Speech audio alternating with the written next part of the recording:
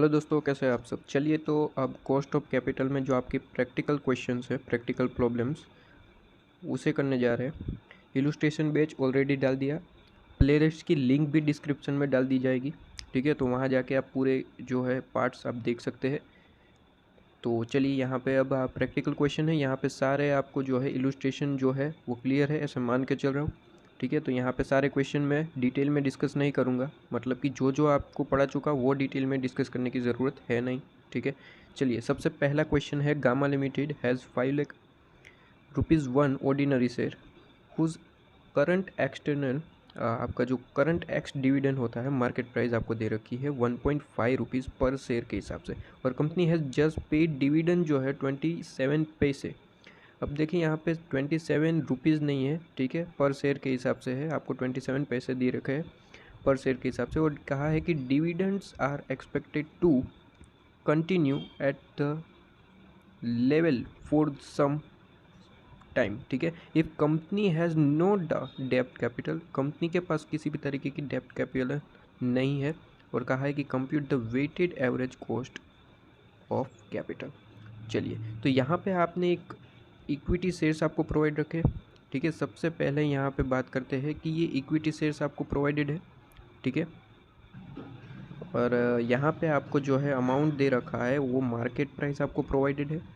सबसे पहले जो जो अमाउंट प्रोवाइडेड है वो लिखते हैं, मार्केट प्राइस आपको प्रोवाइडेड है। उसके बाद यहाँ पे डिविडेंड प्रोवाइडेड है।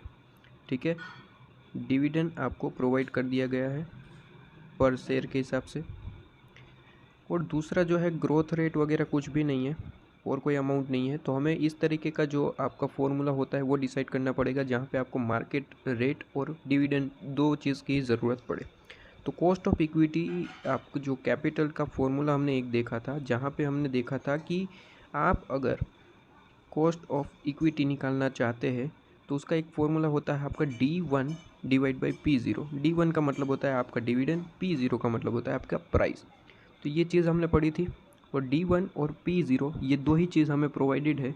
तो यहाँ पे आप देख सकते हैं ग्रोथ वगैरह रेट नहीं है, मतलब कि वहाँ पे गोल्डन वगैरह का कोई सोचना ही नहीं है। ठीक है, और दूसरा फॉर्मूला ये बचा है। तो 1.5 रुपीज़ आपको मार्केट प्राइस है और डिविडेंड 27, मतलब कि 0.27। ठीक है, तो यहाँ पे देख लीजिए, 0.27 डिवाइड बाई आपका जो प्राइस कितना है 1.5। तो ये निकालिए, आपका आंसर कितना आ रहा है, 0.18% आपका आंसर आ रहा है। ये आपका होगा वेटेड एवरेज कॉस्ट।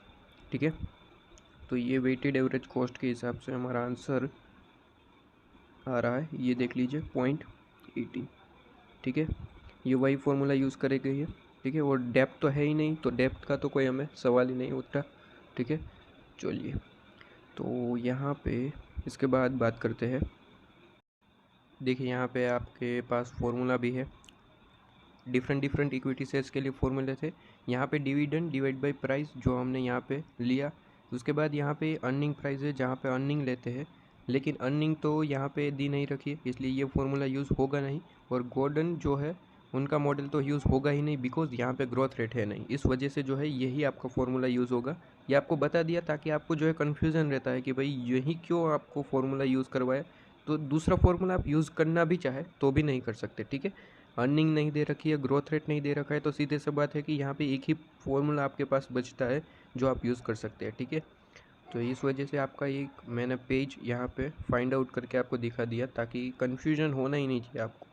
ठीक है, और हो सकता है आप एग्ज़ाम टाइम पे देख रहे हैं, तो एग्ज़ाम टाइम पे तो जितना कन्फ्यूज़न आपका कम हो उतनी कोशिश मैं करूँगा। ठीक है, यहाँ पे जितने भी आपके क्वेश्चन हो सकते हैं वो डिस्कस मैं करता रहूँगा। ठीक है, इसके बाद यहाँ पे क्वेश्चन, अच्छा, एक और क्वेश्चन हो सकता है। कौन सा क्वेश्चन पता है, यहाँ पे क्वेश्चन में कहीं पे भी इक्विटी ऐसा वर्ड यूज़ नहीं किया है ना, इक्विटी यूज़ नहीं करा है। तो हो सकता है आप ये कह सकते हैं। ठीक है, ये तो देखिए, ये जो क्वेश्चन मैं पूछने जा रहा हूँ, यहाँ पे इक्विटी ही क्यों लिया, प्रेफरेंस क्यों नहीं लिया, ये जो डाउट है ना, वो ऑलमोस्ट 50% 10% स्टूडेंट को ही आ सकता है। ठीक है, बाकी सबको क्लियर होगा। क्यों क्लियर होगा, क्योंकि आप देखेंगे प्रेफरेंस शेयर के फॉर्मूलेज, आप देखिए ज़रा एक बार फॉर्मूलेज आप प्रेफरेंस शेयर के देखिए, आपको ऑटोमेटिकली क्लियर हो जाएगा कि भैया प्रेफरेंस शेयर क्यों नहीं माना जा सकता। दो फॉर्मूले होते हैं प्रेफरेंसेस में, एक इरिडीमेबल प्रेफरेंसेस और दूसरा रिडीमेबल प्रेफरेंसेस। ठीक है, क्वेश्चन में बोला होता है इरिडीमेबल है या रिडीमेबल है। यहाँ पे कुछ भी ऐसा डिस्कस है क्या? यहाँ पे कुछ भी ऐसा डिस्कस है क्या? क्वेश्चन में कुछ भी कहा है रिडीमेबल है इरिडीमेबल, तो प्रेफरेंसेस की बात कहाँ से आएगी? ठीक है, उसके बाद यहाँ पे अब आगे बढ़ते हैं। सेकंड क्वेश्चन पे कहा है कि कुछ इन्फॉर्मेशन प्रोवाइड करी गई है जीपीएस लिमिटेड की। इक्विटी शेयर्स कैपिटल आपको प्रोवाइडेड है, 12% प्रेफरेंसेस प्रोवाइडेड है, 15% रिडीमेबल डिबेंचर्स प्रोवाइडेड है, उसके बाद कन्वर्टिबल डिबेंचर्स है। ठीक है, नीचे आपको यहाँ पे क्वेश्चन आपको दे रखा है, कुछ इन्फॉर्मेशन है कि कॉस्ट ऑफ इक्विटी कैपिटल जो है कंपनी की, वो आपको यहाँ पे दे रखी है 16.30%।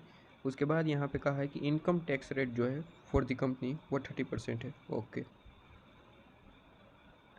और यहाँ पे कहा है कि कैलकुलेट कीजिए आप जो है weighted average cost. Most of question जो है आपको वेटेड एवरेज कॉस्ट के हिसाब से देखने को मिलेगी, इसलिए मैंने जब आपको इलस्ट्रेशन के वक्त कहा था कि ये बहुत इंपॉर्टेंट मेथड है जहाँ पे आपको यहाँ पे ध्यान देना होता है। तो जब भी weighted average cost of capital निकालने के लिए कहा जाए तो आप जानते ही है सबसे पहले जो है आपको वेट की ज़रूरत पड़ती है। तो जो आपको यहाँ पे इंफॉर्मेशन प्रोवाइडेड है उन सब का जो है टोटल लेना पड़ता है, तभी तो आप वेट निकाल पाएंगे। इसका टोटल निकालिए ज़रा, मुझे बताइए टोटल कितना आ रहा है। यहाँ पे मैं लिख देता हूँ, ठीक है, टोटल कितना आ रहा है, कितना? ओके, तो ये आपका टोटल आ रहा है। ठीक है, सही है ना, 1,05,00,000। हाँ ओके, तो यही आपका टोटल आ रहा है, ये आपका टोटल आ रहा है। तो सबसे पहले यहाँ पे 65 लाख के लिए अगर आप वेट निकालना चाहे तो किस तरीके से निकालेंगे? यहाँ पे 65 लाख डिवाइड बाई, आप यहाँ पे टोटल करेंगे, डिवाइड बाई टोटल करना, ज़रा कितना आ रहा है। यहाँ पे इसका वेट जो है वो आपका निकल के आ रहा है 0.619। ओके, 619 आपका आंसर आना चाहिए। इसके बाद 12 लाख डिवाइड बाई टोटल कीजिए, 12 लाख डिवाइड बाई 1,05,00,000, कितना आंसर आ रहा है? 0.114। इसके बाद थर्ड पॉइंट के लिए 20 लाख डिवाइड बाई 1,05,00,000 कीजिए, कितना? 0.190। और उसके बाद लास्ट आपका जो है वो 8 लाख डिवाइड बाई 1,05,00,000, तो आपका आंसर आएगा 0.076। ओके, ये वेट निकल के आ गया। अब हमें क्या निकालना है? अब हमें यहाँ पे निकालना होता है कॉस्ट। ठीक है, फॉर्मूला अगर वेटेड एवरेज निकालने के लिए कहा गया है तो इसका मतलब क्या हुआ आप समझे? मैंने आपको इलस्ट्रेशन में भी पढ़ाया था कि आपको करना क्या होता है, आपको निकालना होता है वेट, वेट को आपको इनटू करना होता है आपको कॉस्ट ऑफ कैपिटल से, कॉस्ट ऑफ कैपिटल से। अब वो कॉस्ट ऑफ कैपिटल आपको डिफरेंट डिफरेंट दे रखी होती है। इक्विटी की दे रखी है तो इक्विटी के फॉर्मूले यूज़ करेंगे, प्रेफरेंस है तो प्रेफरेंस के, और डिबेंचर्स है तो डिबेंचर्स के। क्लियर है? तो यहाँ पे डिफरेंट डिफरेंट आपको जो है इन्फॉर्मेशन प्रोवाइड है, इस तरीके से हम जो है कैलकुलेशन करेंगे। आइए, सबसे पहले यहाँ पे तो मैं देख रहा हूँ कि कॉस्ट ऑफ इक्विटी तो आपको ऑलरेडी प्रोवाइडेड है, वहाँ पे किसी भी तरीके की कैलकुलेशन करनी ज़रूरी नहीं है। 16.30 तो आपको प्रोवाइडेड ही है, तो यहाँ पे कॉस्ट ऑफ इक्विटी में तो डायरेक्टली आप इनटू कर सकते हैं आपका 16.30%, मतलब कि यहाँ पे डिवाइड बाई 100 करें, मतलब कि यहाँ पे 0.163। तो यहाँ पे तो सीधा सीधा आपको जो है इसका वेट निकल के आ जाएगा, कितना आ रहा है? 0.1009। ठीक है, तो 100, यहाँ पे मैं एक काम करता हूँ, फिर से लिख देता हूँ यहाँ पे 0.1009। ओके, इसके बाद यहाँ पे अगर उसके बाद क्या दे रखा है? प्रेफरेंसेस। तो अब प्रेफरेंसेस की कैलकुलेशन यहाँ पे करनी होगी या फिर उसका आंसर दे रखा है? प्रेफरेंसेस की कैलकुलेशन तो करनी ही नहीं पड़ेगी, क्योंकि यहाँ पे कुछ भी नहीं बोला है। तो हम मान के चल रहे हैं कि यहाँ पे जो है आपका कौन सा फॉर्मूला लगेगा? आपका इरिडीमेबल वाला जो डिविडेंड, उसका क्या था फॉर्मूला? प्रेफरेंस शेयर आपका जो है डिविडेंड डिवाइड बाय आपका जो है प्राइस। ठीक है, प्राइस आप लेंगे, यहाँ पे कुछ भी नहीं दे रखा है कि पर शेयर वैल्यू आपकी कितनी है, तो 100 लेंगे। ठीक है, और डिविडेंड आपका कितना है? 12%, तो 100 इंटू 12%, 12 रुपीज़, तो 12 डिवाइड बाई 100 कीजिए, जो भी आंसर आएगा कितना आ रहा है? ये आपका आंसर आएगा 0.120। ठीक है, तो इसका इंटू 0.0139,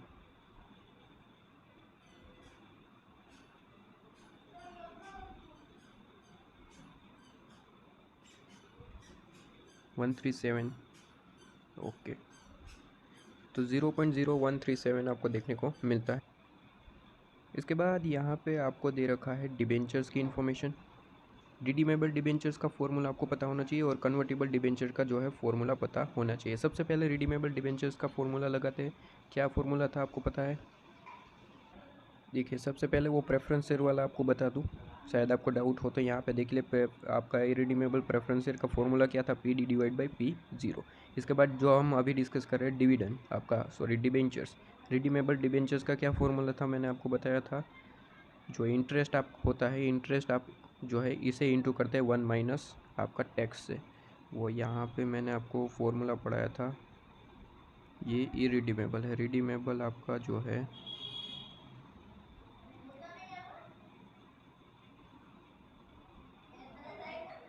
ये रहा आपका रिडीमेबल। क्या फॉर्मूला होता है आपका? इंटरेस्ट इंटू 1 माइनस टी करते हैं। फिर आपको यहाँ पे देख रखा है कि रिडीम्सन वैल्यू, नेट प्रोसीड आपको दे रखा है, डिवाइड बाय आपको एन करना है, ठीक है। और फिर उसके फर्दर आपको डिवाइड बाय करना है RV plus NP divide by 2। देखिए, ये सबसे बढ़िया पॉइंट है, सबसे इंपॉर्टेंट पॉइंट है। यहाँ पे ना ही आपको RV दे रखा है, ना ही NP दे रखा है, ना ही N दे रखा है, ठीक है। देखिए यहाँ पे कितने ईयर्स के लिए वो भी नहीं दे रखा है। तो यहाँ पे क्या होता है, देखिए इस तरीके के क्वेश्चन में जो है आपको कैलकुलेशन किस तरीके से करनी है। कैलकुलेशन सिर्फ और सिर्फ आपको जो है, ना ही आपको NV दे रखा है, RV नहीं है, N भी नहीं है, तो इस तरीके की कैलकुलेशन में सिर्फ और सिर्फ आपको लेना है इंटरेस्ट और 1 माइनस टी। ध्यान से सुनिएगा मेरी बात। आपको कोई भी इंफॉर्मेशन प्रोवाइडेड नहीं है, तो यहाँ पे डिबेंचर जो है वो उसका फॉर्मूला आपका बन जाता है, ऑटोमेटिकली बन जाता है। यहाँ पे इतनी चीज़, इंटरेस्ट इंटू 1 माइनस, ये 1 प्लस हो गया क्या, 1 माइनस टी, ठीक है। ये इंटरेस्ट इंटू 1 माइनस आपका टी, ठीक है। तो देख लीजिए, इंटरेस्ट तो 15% है, और देखिए यहाँ पे पर डिबेंचर वैल्यू भी नहीं दे रखी, तो 100 मान के चलेंगे, ठीक है। तो 100 यहाँ पे 100 इंटू 15% करे तो 15 आएगा। 1 माइनस, अब टैक्स तो दे रखा है ना, हाँ जी, टैक्स तो दे रखा है 30%, तो 1 माइनस 30%। तो निकालिए कितना आंसर आ रहा है आपका। ये आपका आंसर आ रहा है 10.5%। 10.5% मतलब कि डिवाइड बाई 100 करें तो वो 0.105, ठीक है। तो इस तरीके से कैलकुलेशन आपकी होगी। क्लियर है? तो यहाँ पे 0.105 आ चुका है, तो यहाँ पे लिख देते हैं इंटू 0.105। तो आप इसे इंटू करके ज़रा क्वेश्चन में ज़रा आंसर बताइए कितना है। 0.020। क्लियर है? और इसके बाद यहाँ पे आपको लास्ट जो कन्वर्टिबल डिबेंचर्स है, कन्वर्टिबल डिबेंचर्स का अभी मैंने आपको फॉर्मूला बताया था, वो भी एक बार बता दूँ आपको। यहाँ पे भी उसी तरीके की कैलकुलेशन है जैसे हमने रिडीमेबल में आपको मैंने बताई, ठीक है। यहाँ पे रिडीमेबल आपका और कन्वर्टिबल डिबेंचर्स जो है, देखिए यहाँ पे आपको मैंने पढ़ाया था कॉस्ट ऑफ कन्वर्टिबल डिबेंचर्स, जो जिसके ऊपर आपने इलुस्ट्रेशन तो नहीं था, लेकिन एग्जांपल मैंने आपको पढ़ा दिया था, ठीक है। तो आप ये नहीं कह सकते कि मैंने आपको ये पढ़ा ही नहीं है, ठीक है। इलुस्ट्रेशन नहीं है तो एग्जांपल भी पढ़ा दिया, क्योंकि इंपॉर्टेंट था वो तो मुझे पता था। तो यहाँ पे देख लीजिए इसका फॉर्मूला किस तरीके से था। यहाँ पे फॉर्मूला तो आप वही यूज़ करते हैं जो रिडीमेबल प्रेफरेंस आपका, जो सॉरी इरिडीमेबल जो आपका डिबेंचर्स है, इरिडीमेबल डिबेंचर्स मैं आपको दिखाना चाहूँगा। यहाँ पे इरिडीमेबल डिबेंचर्स कहाँ गया? ये रिडीमेबल डिबेंचर्स में जो है, सॉरी रिडीमेबल डिबेंचर जो है वो यहाँ पे आप देख सकते हैं इस तरीके से। रिडीमेबल डिबेंचर्स का यहाँ पे फॉर्मूला देख लीजिए, वही है, ठीक है। तो ये भी यहाँ पे भी वही कैलकुलेशन करनी होती है आपको, यहाँ पे कोई भी डिफरेंस नहीं देखने को मिलता, ठीक है। KD is equal to interest into 1 minus T. और उसी तरीके से जो हमने रिडीमेबल डिबेंचर्स में यहाँ पे कैलकुलेशन की क्वेश्चन में, बिकॉज ऑफ RV NP नहीं दे रखा है, तो यहाँ पे भी सेम फार्मूला लगेगा जो यहाँ पे हमने यूज़ किया है यहाँ पे, ठीक है। वही सेम फार्मूला आपको यहाँ पर भी यूज़ करना है। क्लियर है? मेरी बात समझ में आ रही है आपको? ठीक है, तो वही आप यहाँ पे यूज़ करेंगे, ठीक है। चलिए, तो यहाँ पे भी वही फॉर्मूला है। इंटरेस्ट आपका कितना होगा? 100 इंटू 10%, 10 रुपीज़, और वो आपका टैक्स रेट है 30, तो 1 माइनस 30% करेंगे, 1 माइनस 30% और इंटू करेंगे आप जो है अपना इंटरेस्ट, इंटरेस्ट जो है वो 10 है, तो यहाँ पे मेरे सामने परसेंटेज निकल के आ रहा है 7%, और 7 डिवाइड बाई 100 कर दूँ तो वो आंसर आपका आ रहा है 0.07। क्लियर है, 0.07। तो आपका यहाँ पे आंसर आ जाएगा 0.0053। इनका टोटल निकाल लीजिए आप, इनका टोटल निकाल लीजिए, आपका आंसर आपके सामने कितना आ रहा है 0.1399। अगर परसेंटेज की बात करूँ तो 13.99% आपका जो है वेटेड एवरेज के हिसाब से आ रहा है।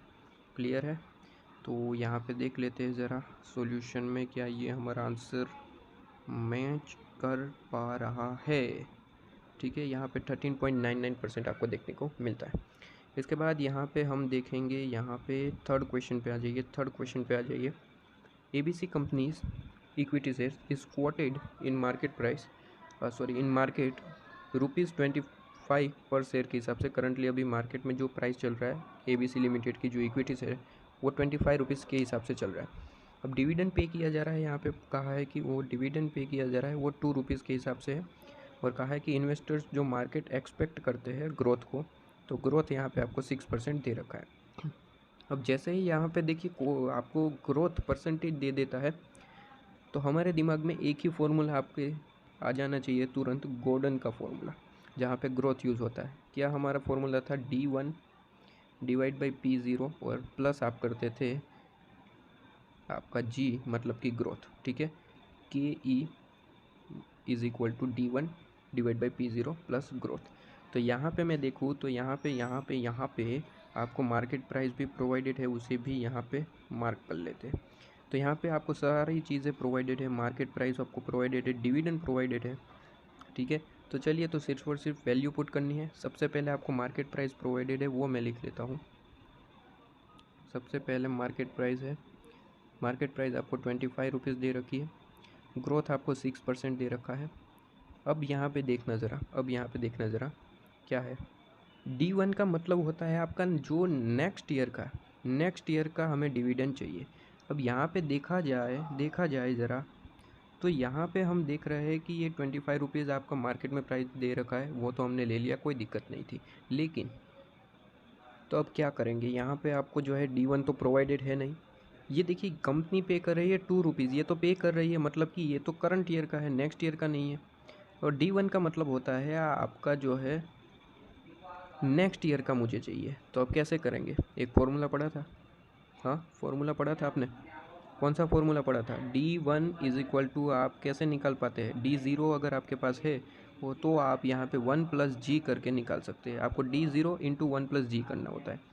ये आपने इलस्ट्रेशन के वक्त पढ़ लिया है, तो यहाँ पे मैं आपको डिस्कस ज़्यादा नहीं कर सकता। ठीक है, वो लेक्चर आपने देखा होना चाहिए। तो यहाँ पे देखिए D0 2 है और आपका ग्रोथ है 6%, तो यहाँ पे 2 × 1 + 6%। आंसर निकालिए फटाफट और मुझे बताइए। तो 2 × 1 + 6%, तो ये आपका आंसर आ रहा है 2.12। तो D1 आपका 2.12 है। वैल्यू यहाँ पे पुट कर देंगे 2.12। ठीक है, 2.12 जैसे ही वैल्यू पुट कर दी तो हमारे सामने जो है आंसर निकल के आ गया। कौन सा आंसर निकल के आ गया,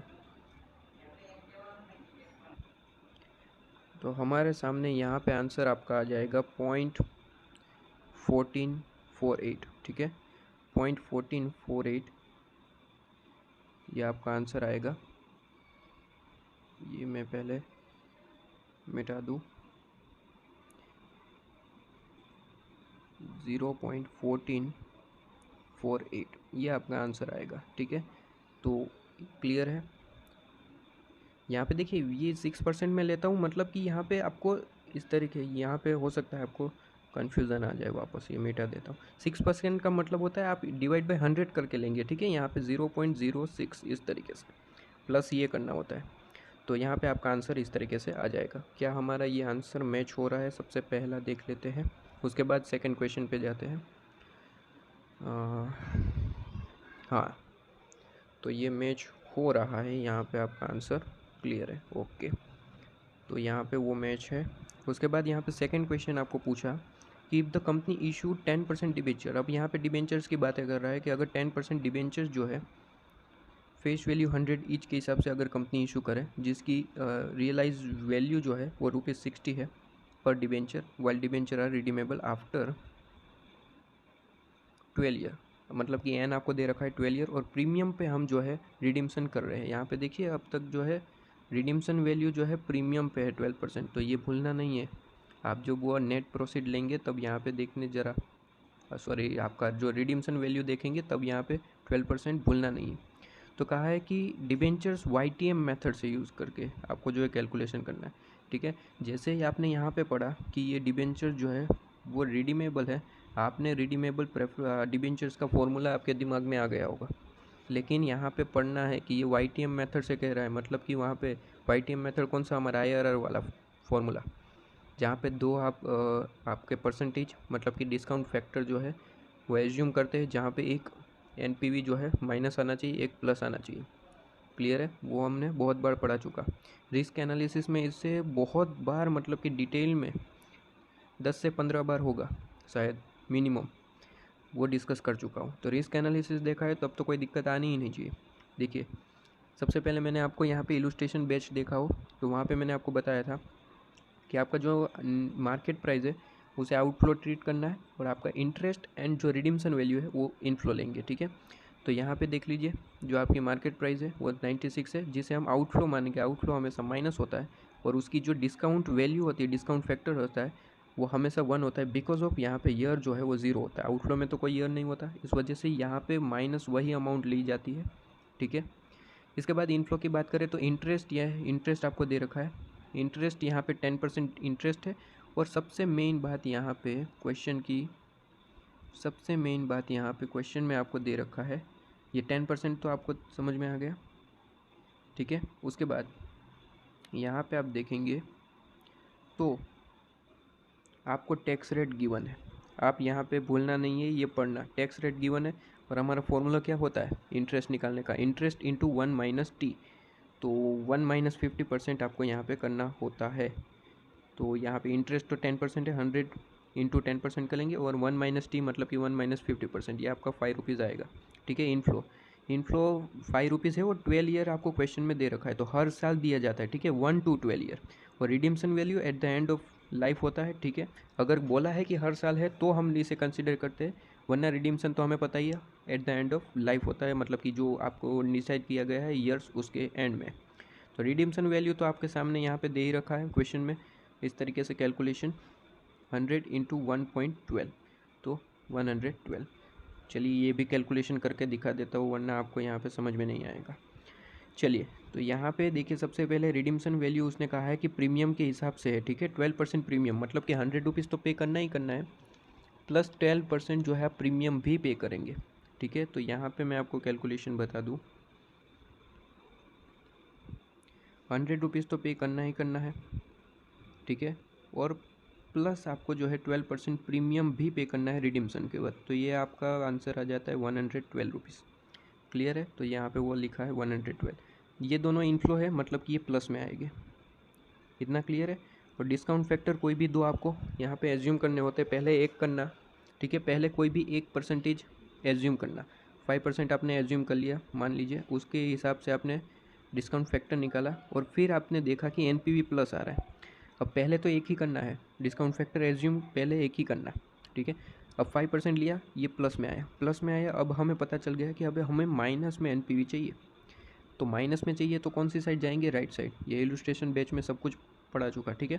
तो राइट साइड जाएंगे, राइट साइड थोड़ा सा बड़ा अमाउंट ले लेना, मतलब कि 5-6 तो जाना ही देना, 5-6% से इसके बाद 12-15 इस तरीके से, ठीक है। यहाँ पे 10% पहले ही लिया वो, आप थोड़ा सा दूर लीजिए, यहाँ पे छोटा अमाउंट है इस वजह से यहाँ पे विदिन 4 to 5% में आपका माइनस आंसर आ जाएगा, ठीक है। 9% 10% माइनस आ जाएगा, ठीक है। तो आपको यहाँ पे खुद चेक करना होगा, खुद आपको सोचना होगा कि कौन सा परसेंटेज लिया जाए। अगर यहाँ पे मान लीजिए आपने कोई परसेंटेज लिया वो भी प्लस में आया, तो फिर आपको फिर से कैलकुलेशन करनी पड़ेगी, आगे जाना पड़ेगा, और जब तक माइनस नहीं आए तब तक कैलकुलेशन करनी पड़ेगी, ठीक है। तो यहाँ पे जैसे ही आपने 10% लिया, यहाँ पे माइनस आ चुका है। ये कैलकुलेशन ऑलरेडी आपको इलस्ट्रेशन बैच में सिखा चुका हूँ, और फुल डिटेल में आपको रिस्क एनालिसिस में पढ़ा चुका हूँ। तो यहाँ पे IRR का फॉर्मूला लगाएंगे, लोअर रेट हायर रेट सब कुछ यहाँ पे ऐड करके यहाँ पे आपकी वैल्यू आ जाती है। क्लियर है। इसके बाद फोर्थ क्वेश्चन पे आइए। फोर्थ क्वेश्चन थोड़ा सा डिफरेंट तरीके से आपको दे रखा है लेकिन ईजी है। फोर्थ क्वेश्चन पे ही आ गए ना हम। ओके, यहाँ पे ख़त्म हो चुका है। ओके, कहा है कि कोई लिमिटेड कंपनी के बारे में इंफॉर्मेशन प्रोवाइडेड है। कहता है कि एडिशनल जो फाइनेंस है वो करना चाहते हैं 10 लाख रुपीज़ का for meeting the investment plan. उनका इन्वेस्टमेंट प्लान रहा होगा। It has 2,10,000 in the form of relating earning available for investment purpose. यहाँ पे फर्दर कुछ डिटेल आपको प्रोवाइडेड है।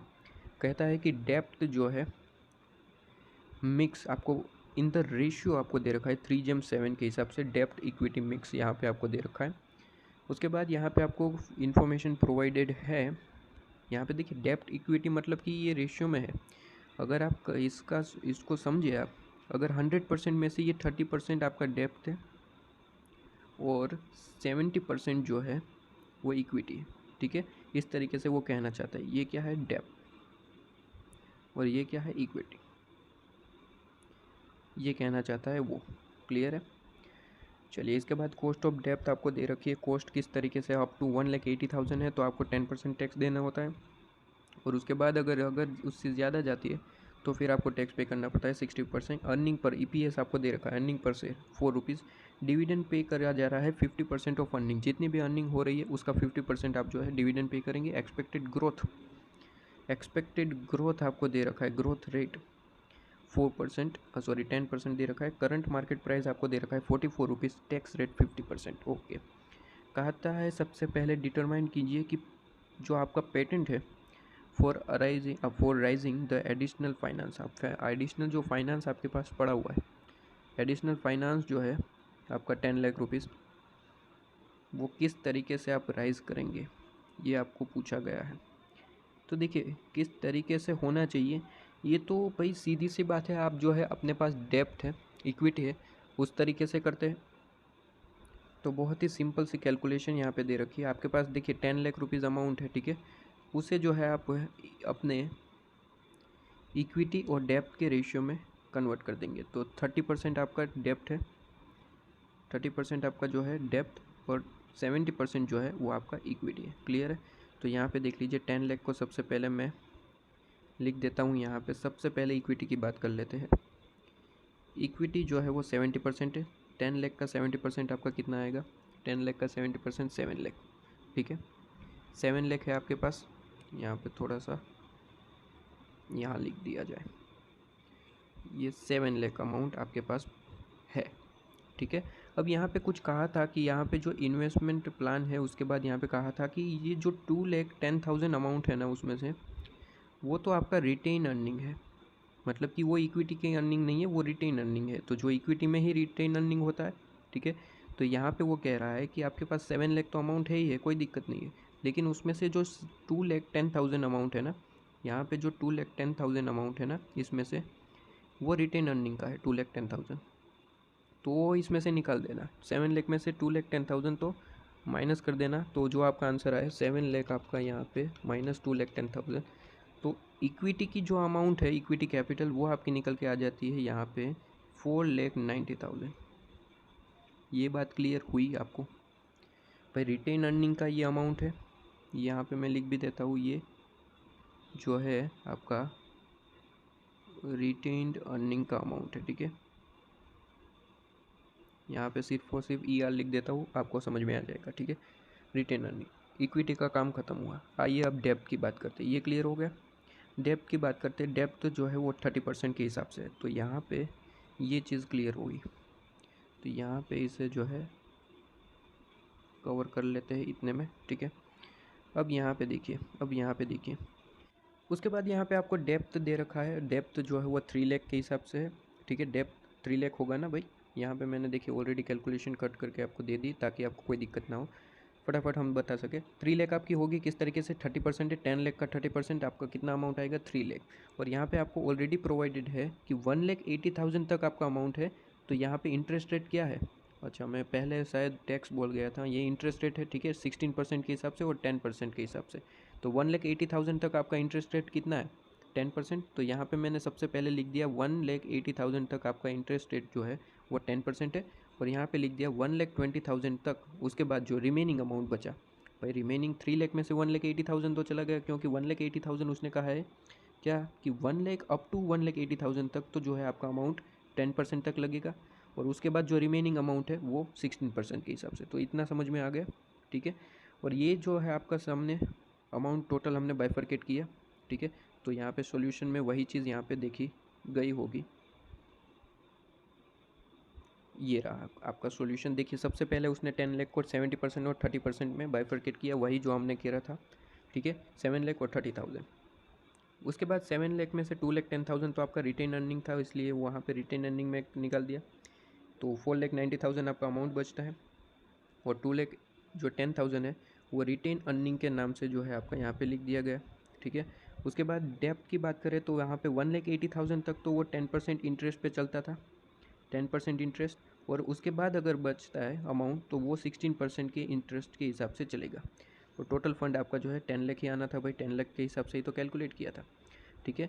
तो यहाँ पे इसी तरीके से कैलकुलेशन थी। सेकंड क्वेश्चन पूछा है कि आप डिटरमाइन कीजिए post tax average cost of additional depth. अब देखिए यहाँ पे कहा है कि आप जो है एडिशनल डेप्थ जो है ना आपका कितना है डेप्थ 3 लाख, उसका एक एवरेज निकाल के दीजिए। अब सबसे पहले बात करूँ तो मैं यहाँ पे पहले फॉर्मूला यहाँ से ले लूँ। यहाँ पे इसका फॉर्मूला क्या होगा, फॉर्मूला आपका पता ही है आपको, ठीक है, ये मैंने यहाँ पे रख दिया। चलिए, तो फॉर्मूला आपको पता है, मैं ऑलरेडी डिस्कस भी कर चुका हूँ यहाँ पे, ना ही आपको आर भी दे रखा है, ठीक है। तो कोई भी चीज़ नहीं है, आपको फॉर्मूला कौन सा लगेगा, interest into 1 minus T, interest into 1 minus T, ठीक है। तो इंटरेस्ट इंटू 1 माइनस टी आपको यहाँ पे लगाना है। इंटरेस्ट आपको दे रखा है ऑलरेडी 10% के हिसाब से, और किस पे 10% लगेगा वो भी हम कैलकुलेट कर चुके हैं। तो 1,80,000 पे 10% लगेगा, और टैक्स आपको प्रोवाइडेड है क्या क्वेश्चन में, जी हाँ, 50% टैक्स लगना है, ठीक है, 50% आपका जो है ये टैक्स लगेगा। तो यहाँ पे सब कुछ प्रोवाइडेड है। इंटरेस्ट है 10%। सबसे पहले की बात करूँ 1,80,000 पे, तो यहाँ पे मैं लिख लूँ 1,80,000 की बात करूँ तो वहाँ पे जो है आपका अमाउंट निकलेगा, इंटरेस्ट वहाँ पे 10% है, जबकि आपका टैक्स रेट तो वही है 50%, 1 माइनस 50%। तो वहाँ पे आपका आंसर निकल के आएगा 0.05।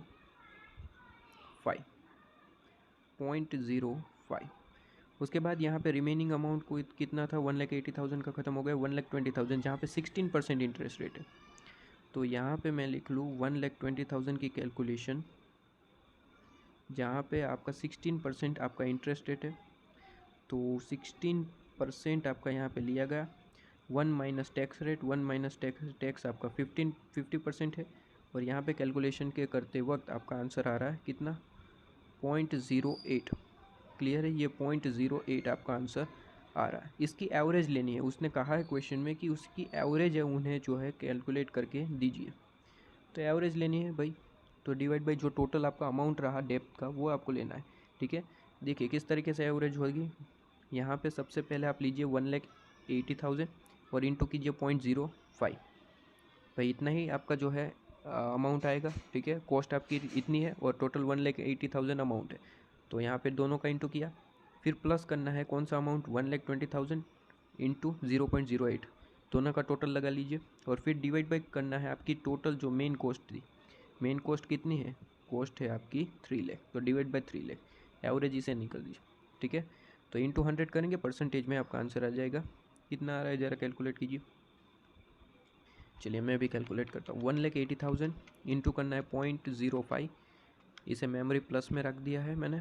इसके बाद 1,20,000 इंटू 0.08, इन दोनों का टोटल लगाया, डिवाइड बाई आपको क्या करना है, डिवाइड बाई आपको आपकी कॉस्ट जो 3 लाख है वो करनी है, और इंटू 100 करेंगे, आपका परसेंटेज आपका आ रहा है 6.2%।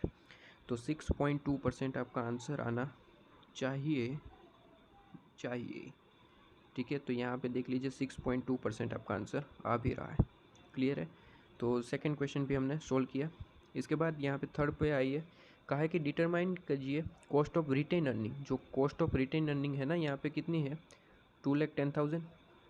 कॉस्ट ऑफ रिटेन अर्निंग आपको यहाँ पे करनी है, रिटेन अर्निंग आपकी कितनी है, 2,10,000। तो यहाँ पे कहा है कि कॉस्ट ऑफ रिटेन अर्निंग निकालिए, और कॉस्ट ऑफ इक्विटी, ये सब कुछ ऑलरेडी पढ़ा चुका हूँ, रिटेन अर्निंग का कॉन्सेप्ट आपका जो है सब कुछ, ठीक है।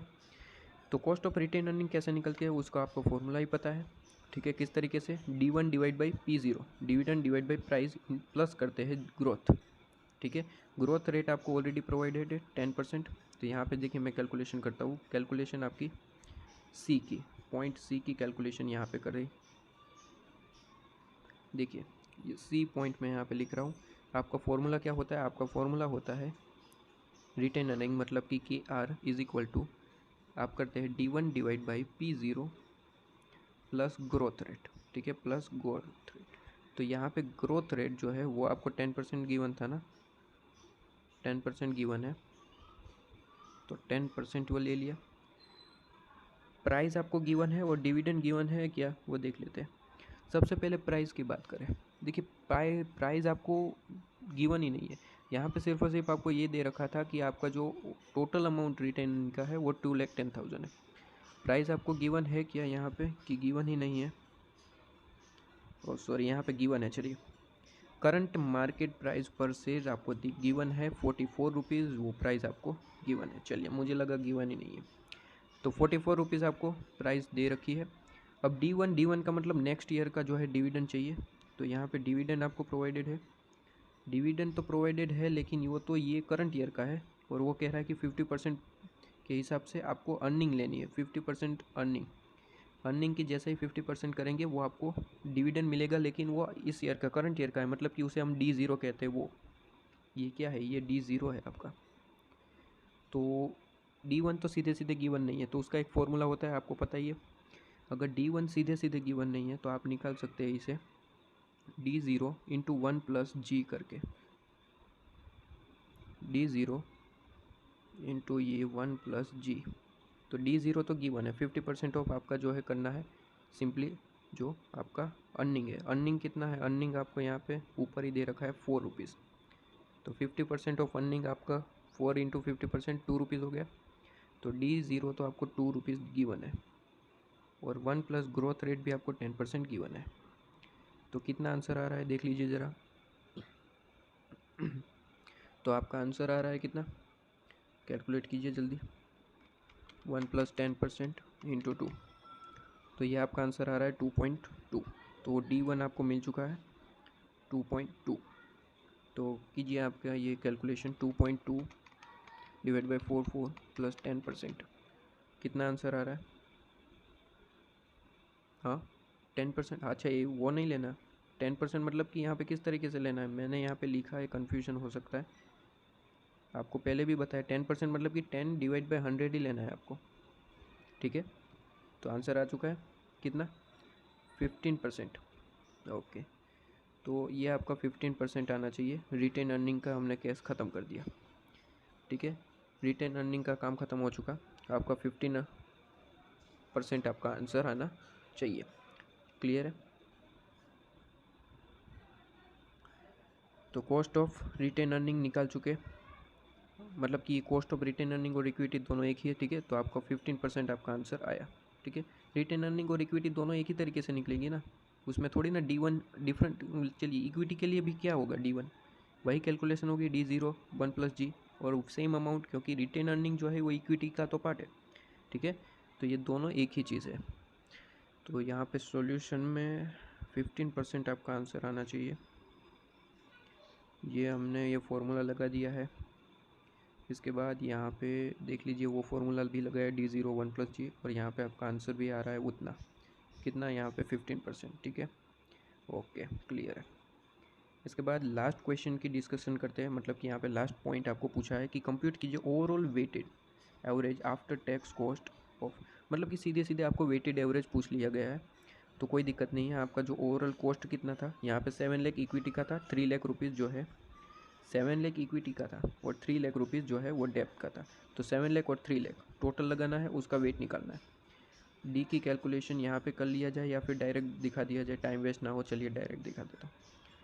देखिए यहाँ पे सबसे पहले आपने लिख लिया 7 लाख और डेप्थ 3 लाख, इसका टोटल निकाला, और टोटल के हिसाब से ही वेट निकलता है। वेट आपको इलस्ट्रेशन में बहुत ही डिटेल में पढ़ा चुका, कैसे निकलता है। 7 lakh divide by total, 7 lakh divide by 10 lakh 0.7, और 3 लाख डिवाइड बाई 10 लाख 0.3, और कॉस्ट ऑफ आप फंड जो है वो ऑलरेडी कैलकुलेट करके आ रहे हैं। पॉइंट आपका बी, जहाँ पे आपने निकाला था क्या, आपने निकाला था कॉस्ट ऑफ डेप्थ जो है 6.2%, ठीक है।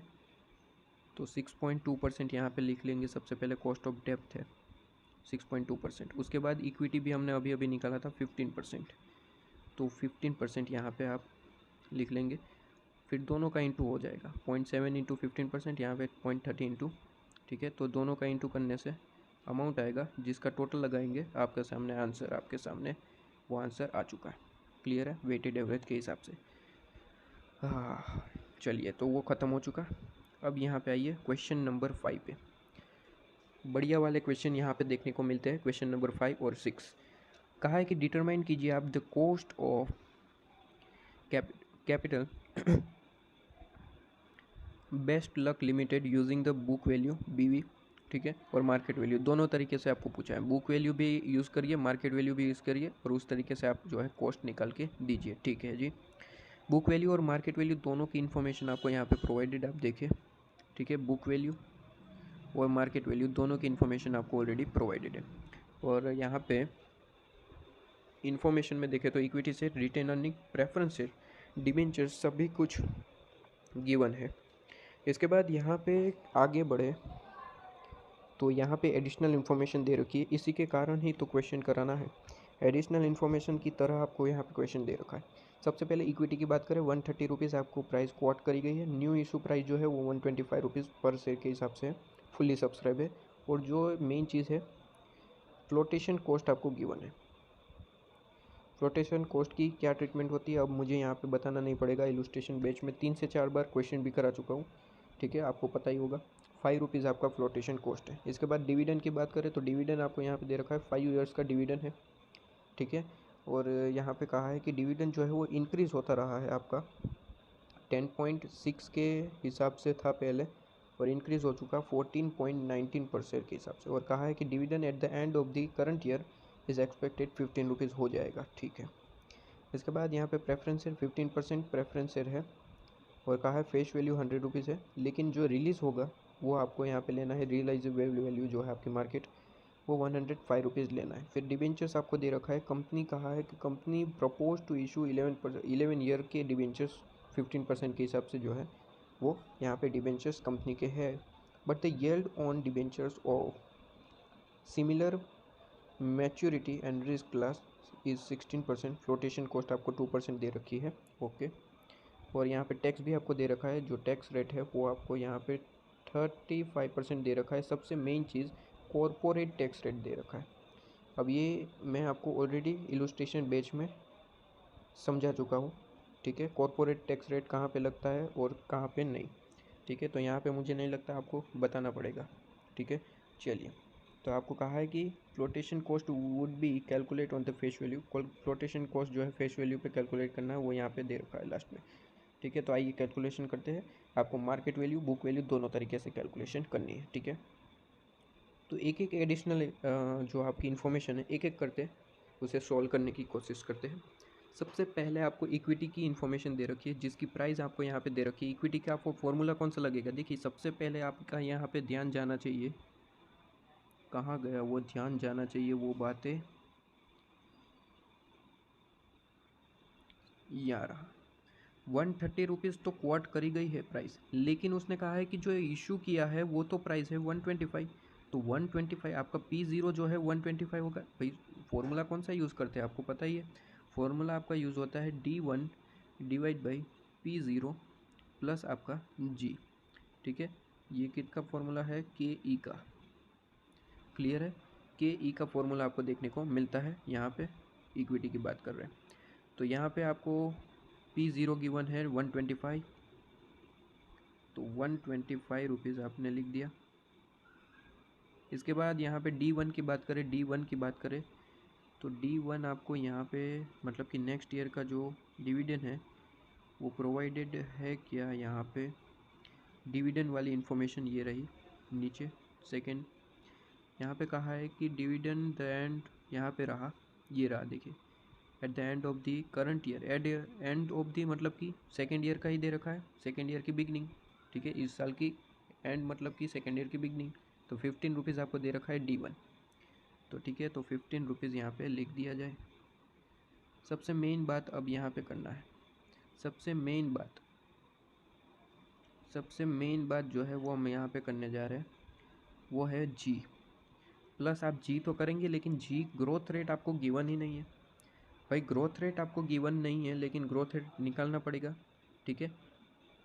क्योंकि देखिए यहाँ पे आपके पास कई तरीके के फॉर्मूलेज होते हैं, ठीक है, लेकिन वो यूज़ आप कर नहीं सकते। क्यों नहीं कर सकते? क्योंकि देखिए यहाँ, हाँ, एक देखिए यहाँ पे स्टूडेंट को क्या कौन सा डाउट आ सकता है वो मैं बता दूँ। स्टूडेंट को डाउट आ सकता है कि मैंने ये फार्मूला क्यों यूज़ किया, यही फार्मूला मतलब कि देखिए सीधे सीधे तो ग्रोथ रेट की इन्फॉर्मेशन है नहीं, लेकिन देखिए यहाँ पे स्टूडेंट क्या बोल रहे होंगे पता है? स्टूडेंट यहाँ पे पूछ रहे होंगे कि एक और फार्मूला होता है आपका इक्विटी का, वो भी मैं आपको डिस्कस यहाँ पे करा दूँ ताकि आपके जो है कोई डाउट बाकी ना रहना पाए। डाउट आपका कोई भी एक तरीके से रहना ही नहीं चाहिए। ये फार्मूला यूज़ क्यों नहीं किया, ये काफ़ी सारे स्टूडेंट ये पूछ सकते हैं। ये फार्मूला यूज़ क्यों नहीं किया भाई? यहाँ पे तो सीधी सी बात है, डिविडेंड और P0 और दोनों ही आपको दे रखा है, ठीक है, D/P0। और यहाँ पे देखा जाए क्वेश्चन के हिसाब से तो आप बिल्कुल ये पूछ सकते हैं कि ये क्यों नहीं किया यूज़।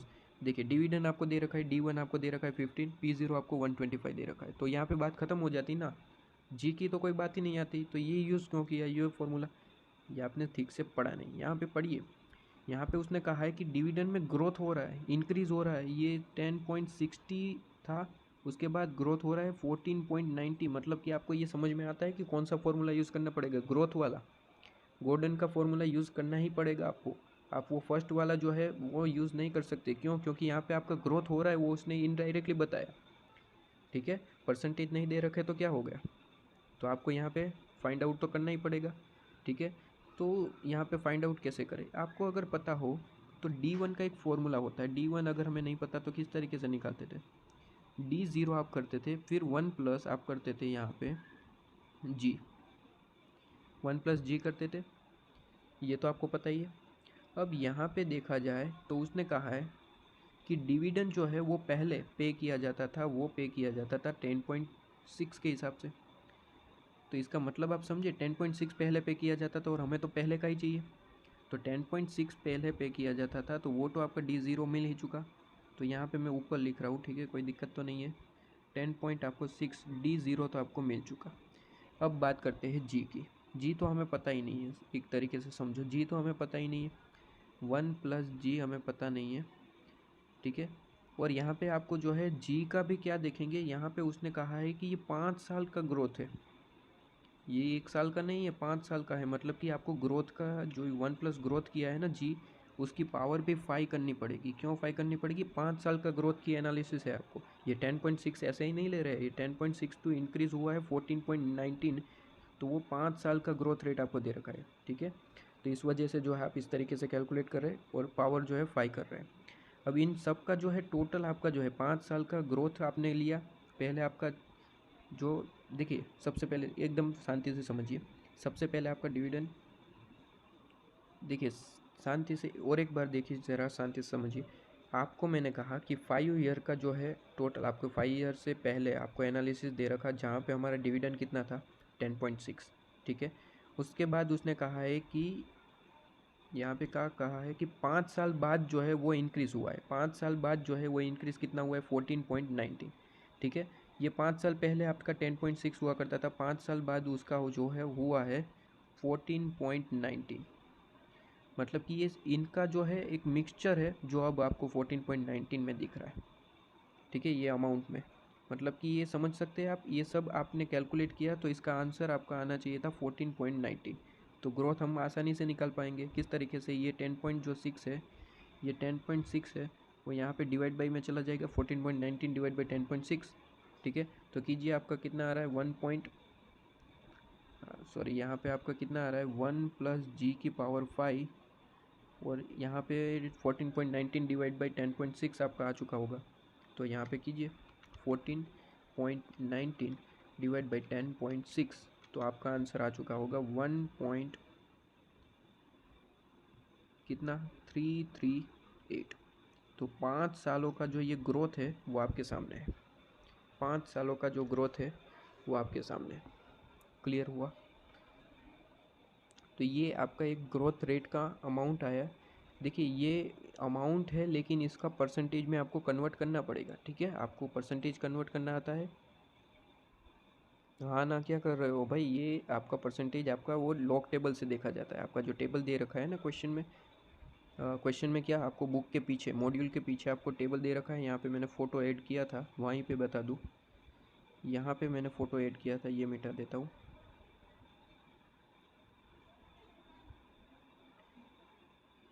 अब देखिए यहाँ पे समझना ज़रा क्या कहना चाहता हूँ। ये मिटा, देखिए अब यहाँ पे आपका आंसर कितना आया था। सबसे पहले आपका आंसर आया था, हमारा ईयर कितना था सबसे पहले वो देखिए, और आंसर कितना आया था वो देखिए। तो हमारा जो ईयर है ना, वो ईयर निकल के आया है हमारे 5 साल का, 5 साल था ईयर, आपके 5 ईयर्स है, और आपका आंसर 1.338। तो फिफ्थ ईयर, पीड ईयर में आपको देखना है फिफ्थ ईयर, और आपको जो है उसमें देखना है 1.338 कहाँ पे आ रहा है, 1.338 कहाँ पे आ रहा है। सबसे पहले पीड ईयर में जाएंगे, पीड ईयर में सबसे पहले फिफ्थ ईयर में जाएंगे। फिफ्थ ईयर में जाने के बाद आप यहाँ पे देखेंगे 1.338 कहाँ पे आ रहा है। जहाँ पे भी आ रहा है वहाँ पे आपको जो है ऊपर चले जाना है, और जो भी परसेंटेज है वो आपको एक्सेप्ट कर लेना है, मतलब कि वो आपका ग्रोथ रेट गिवन है, ठीक है। तो ग्रोथ रेट आपका कितना है, 6%। तो सीधे सीधे जो है वो यहाँ पे आपको लिख लेना है कि वो अमाउंट जो है वो 6% है आपका। तो 1.338 का मतलब हुआ आपका 6%, ग्रोथ रेट आपको मिल चुका 6%, ठीक है। तो यहाँ पे 6% आप लेंगे, आप कैलकुलेशन करके दिखाइए कितना आंसर आ रहा है आपका, फटाफट कितना आ रहा है। 15 डिवाइड बाई, ये आपका 125 है ना, 125, 15 डिवाइड बाई 125, और आपको प्लस करना है 0.06। तो ये आपका आंसर आ गया 0.18। क्लियर है, 0.18 आपके आंसर में दिख रहा होगा। ओके, सॉरी यहाँ पे एक और चीज़ मुझे याद आ रही है, फ्लोटेशन कॉस्ट यहाँ पे कुछ था क्या, फ्लोटेशन, हाँ ये फ्लोटेशन कॉस्ट भी दे रखा है, देखो ये भूल गया मैं। फ्लोटेशन कॉस्ट आपको दे रखा है, और उस वो हमेशा जो है माइनस होता है आपका, तो 5 रुपीज़ माइनस भी करना होगा, ठीक है। तो ये मिटाना पड़ेगा, ये 125 अकेला नहीं है, इसमें से माइनस करना होता है आपका 5। तो यहाँ पे आपका आंसर निकालिए फटाफट, कितना आ रहा है, 0 पॉइंट वही आ रहा है, लेकिन यहाँ पे थोड़ा सा आंसर चेंज, 0.185। क्लियर है, तो वही आंसर आपको यहाँ पे लिख दिया गया है, और वही आंसर आपका पीछे आ रहा होगा, देख लेते हैं। तो सबसे पहले कॉस्ट ऑफ इक्विटी हमने फाइंड आउट करा है, कॉस्ट ऑफ इक्विटी का देख लेते हैं क्या आपको आंसर मैच हो रहा है। ये आपका आंसर मैच, हाँ हो रहा है, ये रहा आपका आंसर यहाँ पे 0.185, ठीक है। यहाँ पे भी देखिए उसने लॉग टेबल आपको दे रखा है कि आपका जो वो टेबल है, लॉग टेबल नहीं, बेसिकली मैं लॉग टेबल बोल रहा हूँ, आपका जो फ्यूचर वैल्यू वाला जो टेबल है वहाँ पे आपको देखना है, ठीक है। वहाँ पे आपको ये परसेंटेज देखने को मिलते हैं, जो बेसिकली क्वेश्चन आपको एग्जाम में तो वो देते नहीं है, लेकिन क्वेश्चन किस तरीके से आ सकता है, आपको डायरेक्टली ग्रोथ रेट का जो अमाउंट है, परसेंटेज है, वो दे रखा हो, या फिर आपको कोई नीचे इन्फॉर्मेशन प्रोवाइड कर दे। मैंने कहा था आपको इलस्ट्रेशन बेच के वक्त कि एक फ़ोटो आपको दे दे जहाँ पे टेबल की आपको इन्फॉर्मेशन प्रोवाइडेड हो, तो वहाँ पे आपको ढूंढनी पड़ेगी इस तरीके से, ठीक है। तो कॉस्ट आपको इक्विटी की, तो कॉस्ट आपको मिल चुकी है, इक्विटी का काम खत्म हुआ। अब उसके बाद बात करते हैं हमारा दूसरा, प्रेफरेंस शेयर की इन्फॉर्मेशन आपको प्रोवाइडेड है। प्रेफरेंस शेयर का क्या फॉर्मूला होता है, ठीक है, प्रेफरेंस शेयर का ही कैलकुलेशन करना है ना। अच्छा, एक कैलकुलेशन है यहाँ पे, इक्विटी का काम खत्म हुआ, रिटेन अर्निंग का बाकी है।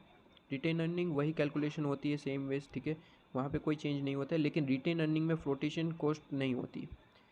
रिटेन अर्निंग और इक्विटी दोनों सेम ही होते हैं, मेरी बात समझिए, आपने पिछले क्वेश्चन में भी मैंने आपको बताया दोनों सेम ही होते हैं, लेकिन रिटेन अर्निंग में कभी आपकी फ्लोटेशन कॉस्ट नहीं होती है। तो रिटेन अर्निंग के लिए किस तरीके से कैलकुलेशन होगी, रिटेन अर्निंग के लिए के आर होता है आपका यहाँ पे, रिटेन अर्निंग के लिए के आर, यहाँ पे 15 वही लेना है जो आपका ऊपर था, 15 रुपीज़ D1। यहाँ पे ग्रोथ भी वही लेना है जो आपको वहाँ पे इक्विटी में था 6%। यहाँ पे नीचे आपको P0 भी वही लेना है, लेकिन यहाँ पे कोई फ्लोटेशन कॉस्ट का कॉन्सेप्ट नहीं आता है, आपको आंसर इस तरीके से आता है। तो ये आपका आंसर कितना आ रहा था, कैलकुलेट कीजिए 0.18, ठीक है। तो रिटेन अर्निंग 0.18 आपकी आएगी। इतना क्लियर है। तो सॉल्यूशन में क्या हमारा आंसर मैच हो रहा है? जी हाँ, रिटेन अर्निंग में कोई आपका फ्लोटेशन कॉस्ट का कॉन्सेप्ट ही नहीं है। फ्लोटेशन कॉस्ट का कॉन्सेप्ट आपकी इक्विटी में। क्लियर है। इसके बाद यहाँ पे रिटेन अर्निंग का काम खत्म हो चुका।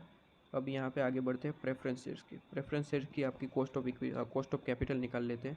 प्रेफरेंस शेयर्स के लिए आपको यहाँ पे इन्फॉर्मेशन है कि प्रेफरेंस शेयर 15% के हिसाब से और 100 रुपीज़ के उसका जो है वैल्यू है, फेस वैल्यू। तो आपका जो है प्रेफरेंस शेयर का फॉर्मूला अगर आपको पता है तो भी आगे बढ़िए। प्रेफरेंस शेयर का फॉर्मूला क्या होता है? आपका प्रेफरेंस शेयर का KP लिखा जाता है शॉर्ट में, और उसका फॉर्मूला क्या होता है? Dividend divide by price. Preference share dividend divide by preference की जो प्राइस है, प्रेफरेंस शेयर की प्राइस। तो डिविडेंड तो आपका यहाँ पे कहा है कि वो 15% के हिसाब से है, और आपका 100 रुपीज़ फेस वैल्यू है, तो 100 इंटू 15%, 100 इंटू 15%, 15 प्राइस आपको गिवन है, या प्राइस आपको ऑलरेडी गिवन है 105 रुपीज़ पर शेयर के हिसाब से जो है रिलीज़ हुई है। तो यहाँ पे 15 डिवाइड बाई 105 निकालिए फटाफट, 0.1429, ठीक है, 0.1429। क्लियर है? ओके। तो यहाँ पे इसी चीज़ को यहाँ पे आंसर में चेक कर लेते हैं क्या हमारा आंसर मैच हो पा रहा है। जी हाँ, 15 डिवाइड बाई 105 आपका आंसर वही मैच हो रहा है। अब यहाँ पे last but not least debentures आपको कैलकुलेट करना है। कॉस्ट ऑफ डिवेंचर्स की बारे में बात करते हैं, कॉस्ट ऑफ डेप्थ। ये सबसे थोड़ा सा हार्ड हो जाता है, क्योंकि यहाँ पे फॉर्मूला आपको डिसाइड करना होता है, बहुत कुछ होता है भाई।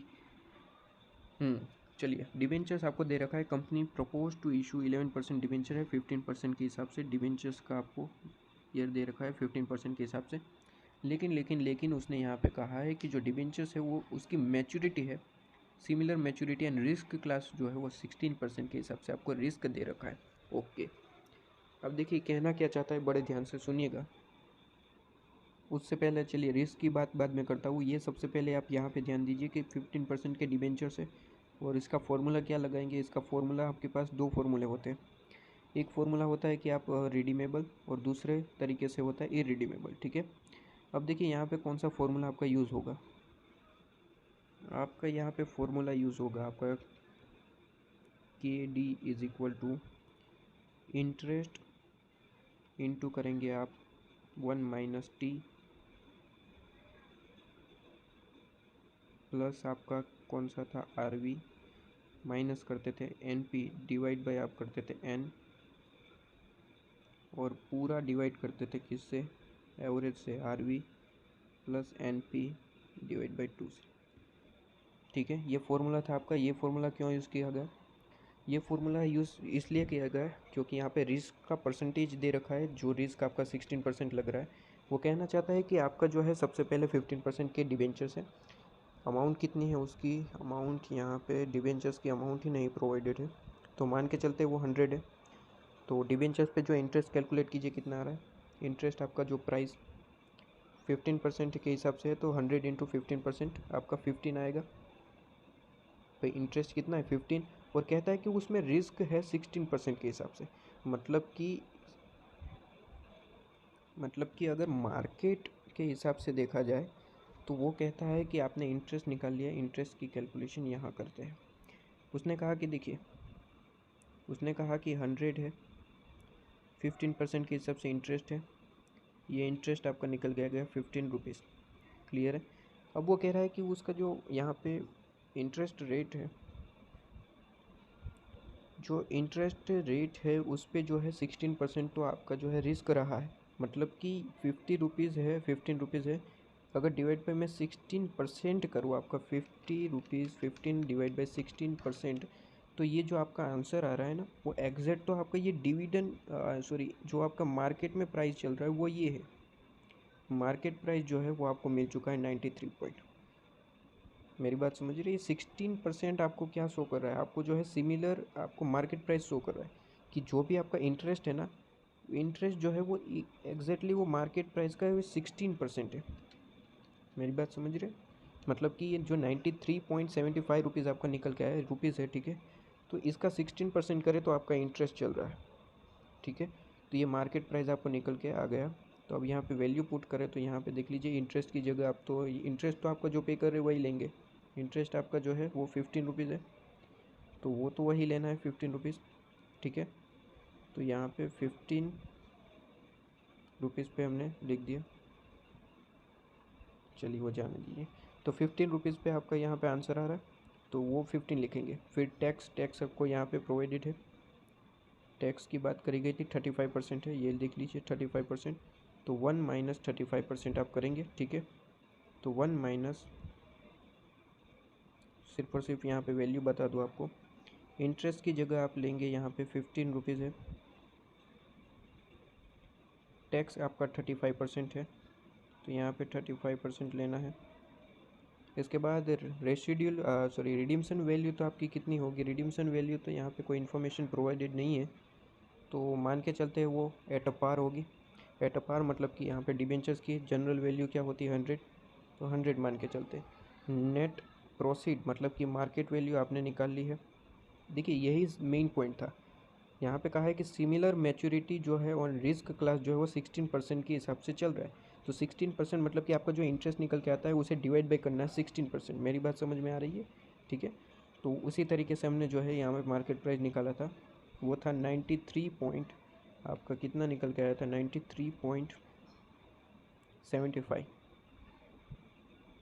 93.75 आपकी नेट प्रोसीड, ठीक है। ओके, ये 93.75 हमने लिख दिया। ओके, इसके बाद यहाँ पे देखिए ये क्या है, यहाँ पे फ्लोटेशन कॉस्ट यहाँ पे भी दे रखा है। ओहो, नेट प्रोसीड में फ्लोटेशन कॉस्ट माइनस होता है, तो यहाँ पे हमने थोड़ी सी गलती कर दी। 93.75 माइनस अभी भी 2% करना होगा, तो कीजिए 93.75 माइनस 2% कीजिए, कितना आंसर आ रहा है, कितना 91.87, ठीक है। तो ये आपको लेना है, ना कि वो अमाउंट। मेरी बात समझ रहे हैं? वो अमाउंट नहीं लेना है 93 पॉइंट, ये फ्लोटेशन कॉस्ट तो माइनस करना ही होगा, इस वजह से आपको जो है, तो ये रिमूव हो चुका है।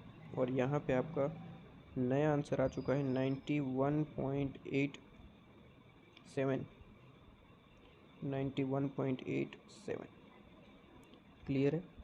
तो बस वही चीज़ यहाँ पे आपको देखने को मिल जाती है। ओके, 2%, ओफो, यहाँ पे एक और गलती हो गई। यहाँ पे 2% तो 100% का 2% होता है, 100 का 2% आपको लेना है, 2% ऑफ 100 मतलब कि आपको करना क्या होता है, 2% ऑफ 100 मतलब कि 2 रुपीज़ माइनस करना था। 2 रुपीज़ माइनस करेंगे मतलब कि यहाँ पे कोई दिक्कत वाली बात नहीं है, ये सिर्फ और सिर्फ आपको जो है माइनस यहाँ पे 75 आएगा, क्लियर है। 75 रोटेशन कॉस्ट तो हमेशा किस पे होती है, आपकी जो फेस वैल्यू है, मैंने यहाँ पे समझ लिया फेस वैल्यू आपकी ये है, ठीक है। तो ये आपका यहाँ पे मीटर आउट 75, क्लियर है।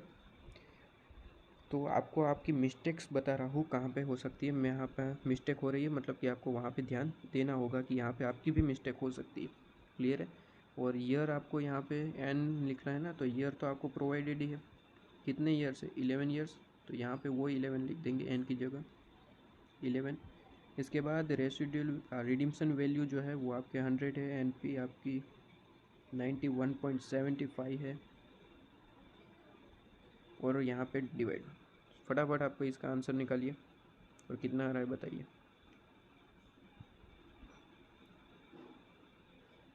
कितना आ रहा है जी। तो आपका आंसर ये आ रहा है 0.1095। क्या आपका भी आंसर यही आ रहा है? आपका नहीं, मैं तो सबसे पहले मॉड्यूल का देखूंगा क्या हमारा आंसर मैच हो रहा है कॉस्ट ऑफ डिबेंचर्स में। जी हाँ, आपका आंसर जो है वो मैच हो रहा है 0.1095, ठीक है, क्लियर है। तो यहाँ पे कोई दिक्कत वाली बात नहीं है, कैलकुलेशन उसी तरीके से की जा चुकी होगी। फ्लोटेशन कॉस्ट की कैलकुलेशन है 91.75 दे रखा है, ठीक है।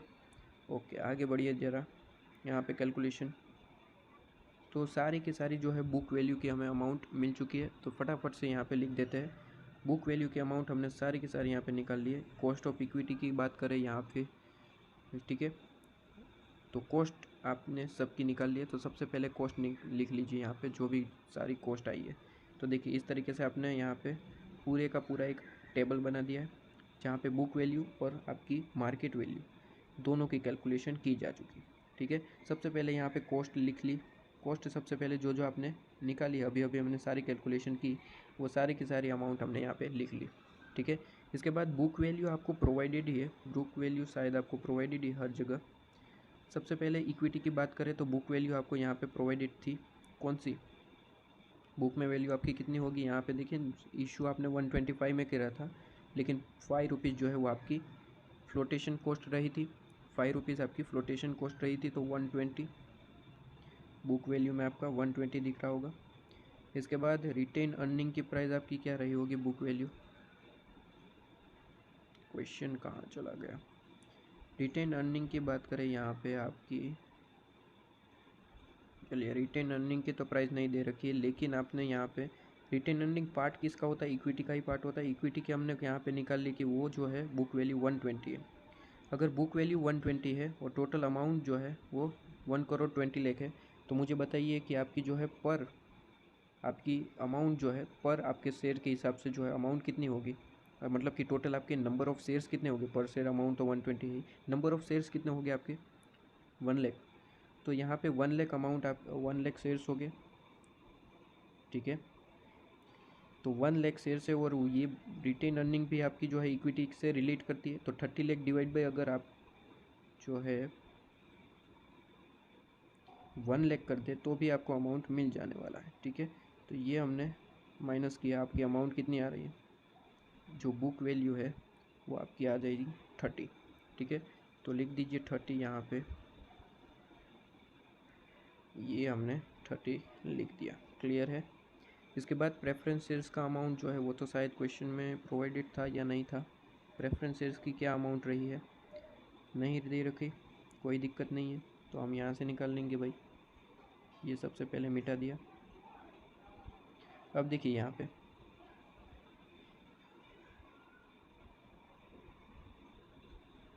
फिर नंबर ऑफ प्रेफरेंस शेयर्स कितने हैं 36 लाख, ठीक है। तो यहाँ पे डिवाइड बाय आप वो नंबर ऑफ शेयर्स करें या फिर आपको जो है डायरेक्टली 36 लिख सकते हैं। देखिए मैं पर वैल्यू आपको बता रहा हूँ, ठीक है। पर वैल्यू लिखिए या फिर आप डायरेक्टली इन लेक यहाँ पे इस तरीके से मॉड्यूल में जो लिखा है उस तरीके से भी लिख सकते हैं, ठीक है। मॉड्यूल में लिखा है उसी तरीके से कीजिए, बेकर में आपको जो है कैलकुलेशन क्यों करनी है, ठीक है। तो जो डायरेक्ट आपको यहाँ पे प्रोवाइडेड है उसी तरीके से कीजिए, मतलब कि 1,20,000 प्रोवाइडेड है, सॉरी 1,20,00,000, 30 लाख यहाँ पे 36 लाख और 9 लाख जो प्रोवाइडेड है वही लिखिए।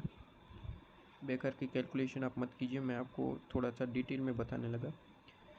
तो यहाँ पे वो सारी चीज़ें निकाल ली, वेट निकालना तो आपको आता ही है, ठीक है। 120 डिवाइड बाई टोटल आपका है 195, तो 120 डिवाइड बाई 195, तो यहाँ पे आपका आंसर आ जाएगा जो वेट, सॉरी ये यहाँ पे वेट आपका जो है किस तरीके से, अच्छा इन लोगों ने इस तरीके से किया। देखिए इन लोगों ने क्या किया है पता है, इन लोगों ने, मैंने कहा जैसे वेट निकालते हैं हम, वेट इसको देते हैं, वेट निकालते हैं, इन लोगों ने वेट नहीं निकाला, डायरेक्ट इससे जो है अमाउंट जो बुक वैल्यू है वो डायरेक्ट कॉस्ट से आपने इंटू कर दिया, फिर लास्ट में जो है वो आपने टोटल से डिवाइड कर दिया, लास्ट में जो है टोटल से डिवाइड कर दिया।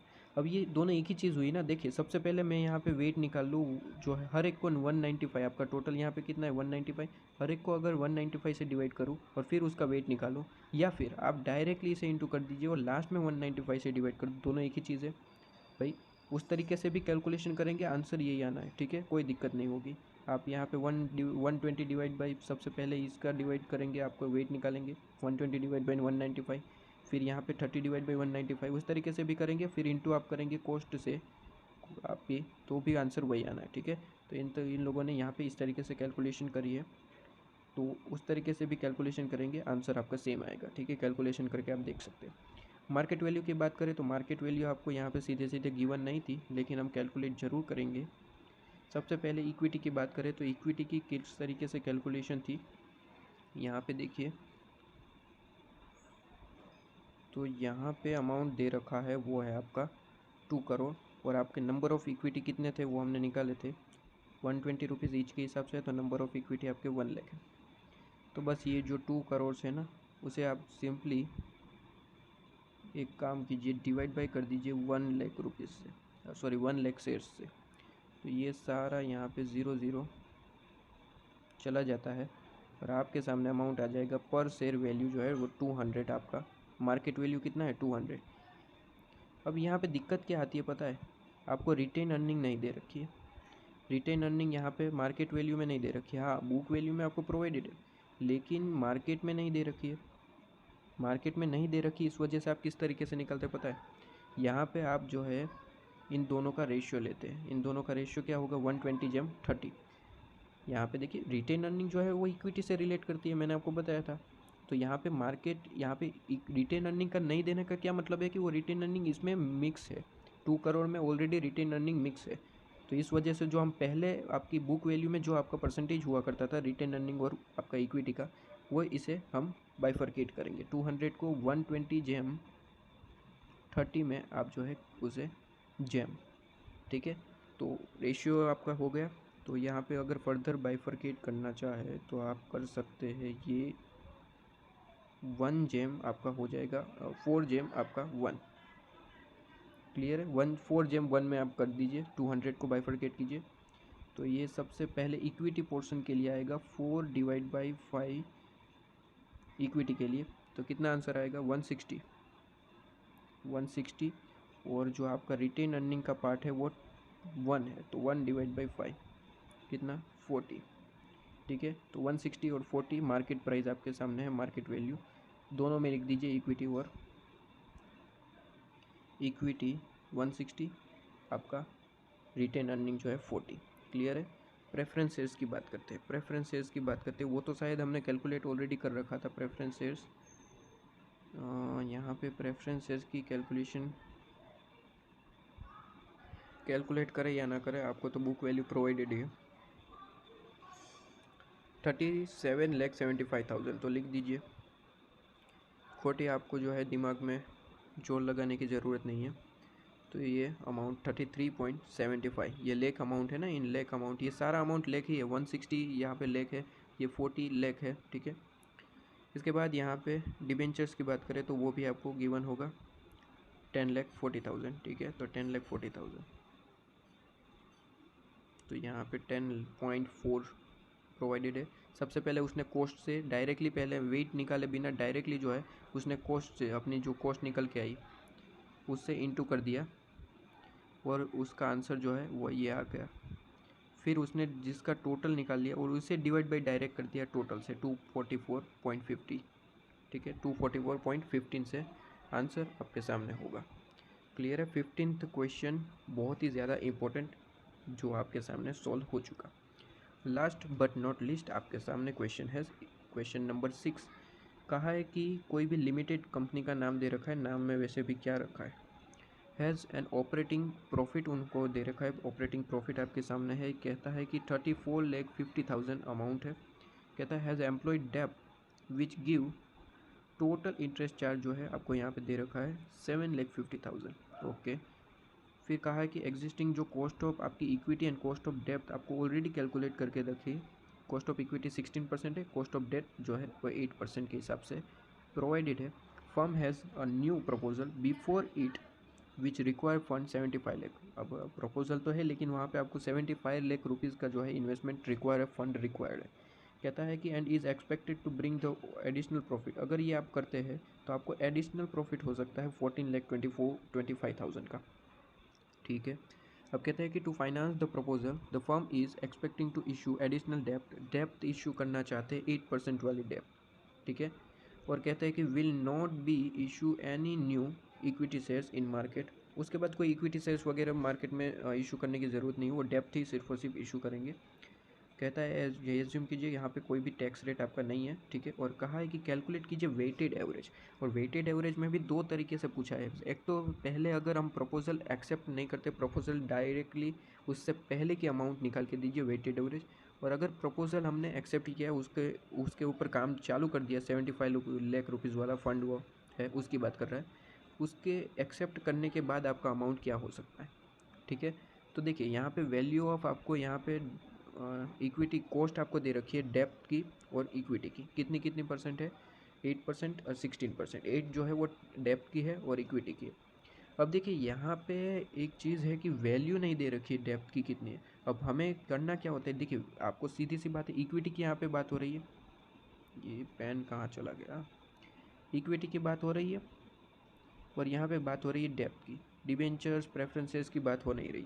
अब वो कह रहा है कि वेट निकालना है, तो वेट निकालना है तो हमें इसकी अमाउंट तो चाहिए ना भाई, इसकी अमाउंट मिलेगी तब उसका टोटल लगाएंगे, ठीक है। और ये जो अमाउंट मिलेगी उसी से तो वेट निकालेंगे। वेट कैसे निकलता है आपको पता ही है कि ये जो अमाउंट मिलेगी ये उसे लिखेंगे और डिवाइड बाय आपका टोटल करेंगे तभी तो वेट निकलेगा। तो ये अमाउंट नहीं पता, हाँ हमें परसेंटेज पता है, उसने बताया कि 16% और 8% कॉस्ट है, लेकिन उसने जो है हमें वेट नहीं बताया। तो बस इस जो आपको यहाँ पे परसेंटेज दे रखे उसके सहारे जो है हम इसे निकाल लेंगे जो आपका रियल अमाउंट है, ठीक है। किस तरीके से निकलेगा, आपका डेप्थ का फॉर्मूला क्या होता है ज़रा याद कीजिए, वैल्यू ऑफ डेप्थ का फॉर्मूला किस तरीके से होता है। देखिए वैल्यू ऑफ डेप्थ का फॉर्मूला होता है आप इंटरेस्ट डिवाइड बाई के डी, इंटरेस्ट डिवाइड बाई के डी, ये थोड़ा सा चेंज किया। बाकी आपका फॉर्मूला किस तरीके से होता है, इंटरेस्ट डिवाइड बाई ये आपका वैल्यू ऑफ डेप्थ और ये के डी इज इक्वल टू, अब यहाँ पे के डी निकालना था, या सॉरी यहाँ पे के डी तो आपको पता ही था, इस वजह से हमें जो वैल्यू आपको निकालनी थी उसे हमने जो है यहाँ पे ले लिया और के डी को जो है नीचे जाने दिया, ठीक है। तो उसी तरीके से फॉर्मूला बस बनाया है, बाकी कुछ है नहीं इसमें, ठीक है।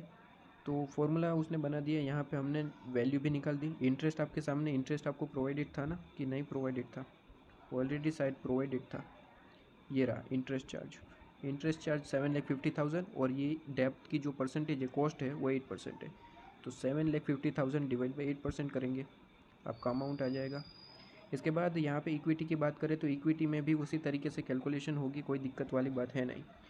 उसका फॉर्मूला क्या होता है आपका, के ई इज इक्वल टू आपका जो है ऑपरेटिंग प्रॉफिट माइनस इंटरेस्ट करना है डिवाइड बाय आपका जो वैल्यू ऑफ इक्विटी, और उसने फॉर्मूला बनाया वैल्यू ऑफ इक्विटी यहाँ पे आ गया और यहाँ पे के ई को जो है नीचे जाने दिया, ठीक है।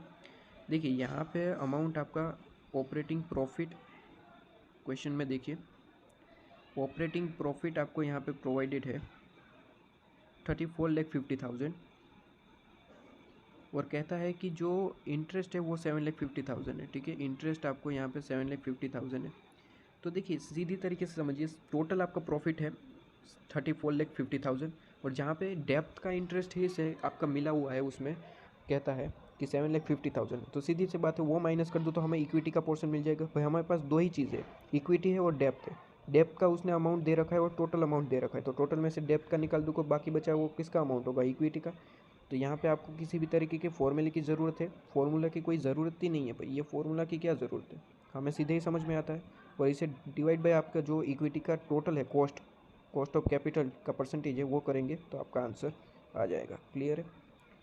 इसके बाद यहाँ पे दोनों का हमें जो है वैल्यू मिल चुका है, दोनों का वैल्यू मिल चुका है, मतलब कि अब हम जो है उसकी कैलकुलेशन आगे बढ़ा सकते हैं वेटेड एवरेज में। सबसे पहले ये देखिए वेट आपने जो है अमाउंट निकाल लिया है दोनों का, तो वेटेड एवरेज के लिए हम सबसे पहले ये अमाउंट लिख देंगे। एक हम कैलकुलेशन कर रहे हैं बिफोर द ये प्रपोजल एक्सेप्ट किया है उसके, और हम दूसरी कैलकुलेशन करें आफ्टर द न्यू प्रपोजल। दोनों में सबसे पहले हमने अमाउंट लिख दी, जैसे जैसे ज़रूरत पड़ेगी वैसे कैलकुलेशन करेंगे।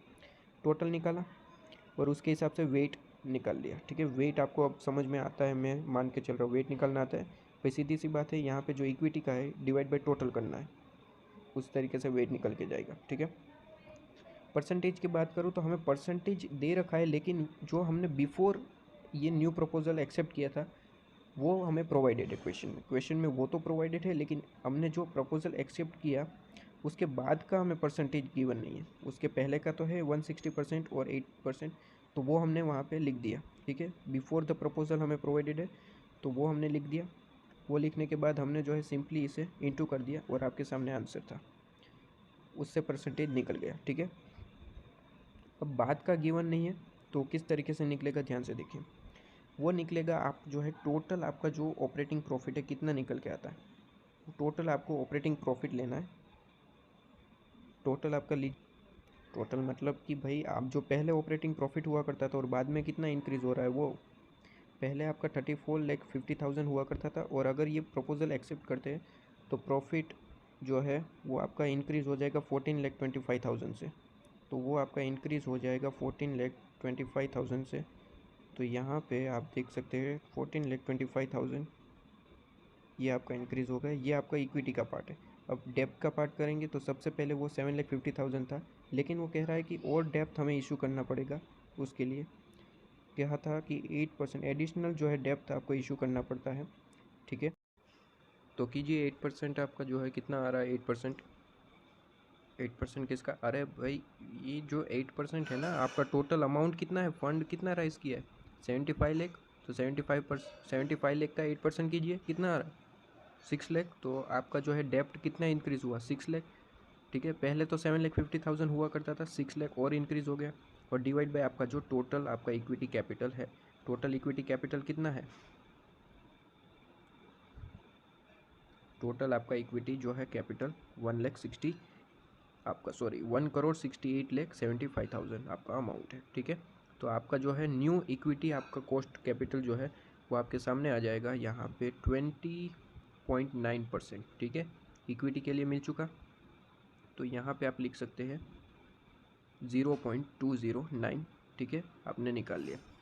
और डेप्थ के लिए तो ऑलरेडी हमें पता ही है 0.8 के हिसाब से न्यू। अरे वो तो क्वेश्चन में अभी हमने किया 75 लाख का, आपने जो है 8% ही किया ना, तो न्यू उसने डेप्थ तो उस ऑलरेडी बता रखा है। ठीक है, 8%, तो वहाँ से तो कोई दिक्कत नहीं है, वो तो ऑलरेडी बता रखा था, हमने यहाँ पे कॉस्ट ऑफ कैपिटल में जो है ऐड कर दिया। तो बस वेट इनटू आपको करना है कैपिटल, आपके सामने आंसर आ जाएगा। इसका टोटल लगाएंगे, आपके सामने परसेंटेज आ जाएगा। तो दोनों परसेंटेज आ चुके हैं, बिफोर और आफ्टर। क्लियर है, तो यहाँ पे आपका कॉस्ट ऑफ कैपिटल ख़त्म होता है। और फिर अब कौन सा चैप्टर लेना है, तो टेलीग्राम पे जो है मैं आपको एक पोल दे दूँगा। ठीक है, तो वहाँ पे पोल में क्लिक कर लेना। इसके बाद कौन सा चैप्टर आपको पहले चाहिए, वैसे तो पूरा FM डाल देंगे, लेकिन पहला कौन सा चैप्टर दिए, ठीक है, उस तरीके से क्लिक कर देना। ठीक है, टेलीग्राम पे, टेलीग्राम की चलो लिंक मैं इस वीडियो के डिस्क्रिप्शन में डाल दूँगा, वहाँ जाके आप क्लिक कर देना। ठीक है।